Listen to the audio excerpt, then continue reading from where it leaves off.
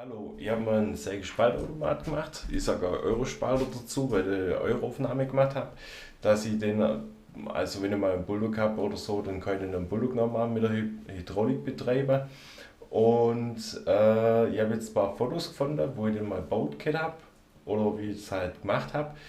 Nur leider ist die SD-Karte vom Handy, ja, leider kaputt gegangen. Oder nicht kaputt gegangen, also irgendwas war da. Ich habe jetzt noch ein paar Bilder retten können. Jetzt mache ich euch so Fotogalerie und seht ein bisschen, wie ich das gemacht habe.